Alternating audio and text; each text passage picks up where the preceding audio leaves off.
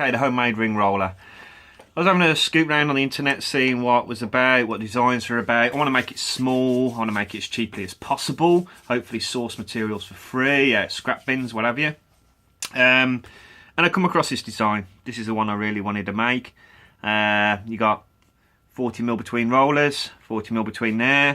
That is actually on a 40mm radius, okay, because that free wheel goes up and down, that creates your form. Drive handle here onto the top one, through a gear to that one there, simple little spur gear. So those two are both feeding in. Feed the steel in, increase the wheel, the form roller, which is a freewheeler, goes up and slowly decreases the radius and decreases the radius, and in the end it piles up around the top one.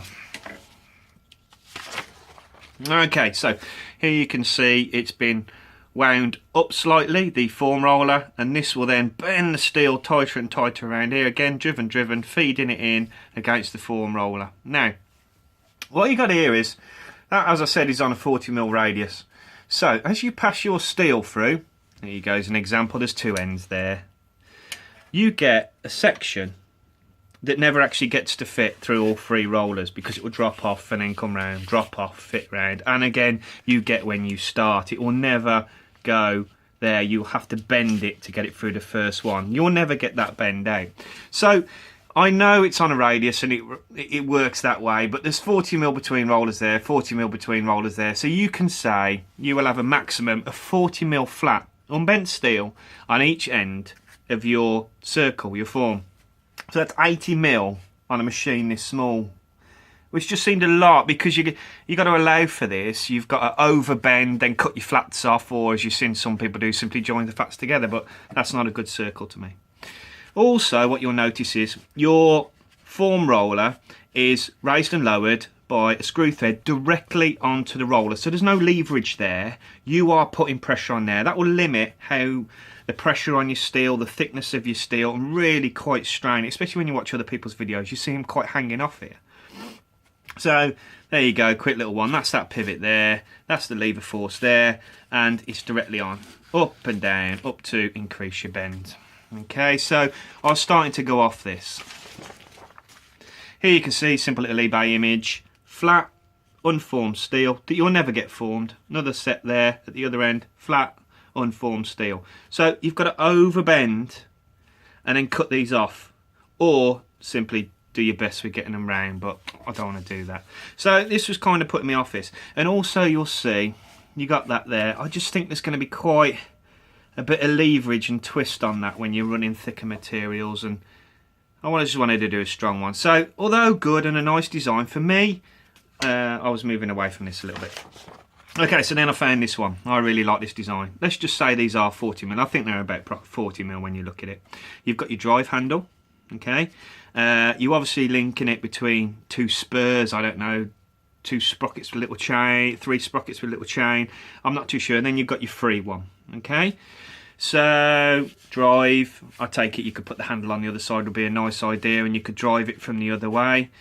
But you see, you've now got your form roller between here, which halves your 40mm, which will give you 20mm waste, 20mm waste. I mean, look how small that section is there compared to the one on there. It's a lot less waste on this one, and look how nice and tight that bend is. So we're going to work on this design, okay? You see here, you've got your pivot, okay? You've obviously got some sort of long bar in there. You've got your form roller there. You screw that down so you've got all that force down on there. Forcing that into your rollers, increase your bend, and it pulls up around there. So looking from the rear, your drive handle, your two form rollers, okay, so your two driven rollers, your form roller there, that's on that, so that screws that down. So you've got all that leverage there, as opposed to directly on there, you've got all that leverage forcing it around. Now you will need more leverage because it's a lot closer distance, you're forcing down there rather than coming in from the side, so you are going to need more force to form the steel. So it comes to my crude little quick design, which I'll develop later on, but this is just a quick video, is your two form rollers. I want to keep mine a lot flatter, Okay, possibly longer, but a lot flatter. I want to do a little vice block. It's going to be bolted, so you could just renew it when it gets damaged. A little base. I think I'm going to bring me handle in a similar sort of place here. Okay, drive in through a spur arrangement there. Drive. An off-centered form wheel. So that will give us the lift over the shafts that go through here. Okay, and that will go in without interfering with these.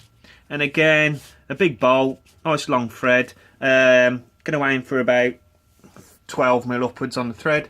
Nice little nut there on a pivot. Another little pivot down the bottom, and some I might get a little thrust bearing. I can't see why not. They're cheap and cheerful abroad. And again, a hexagon. So that's my design. And there we are.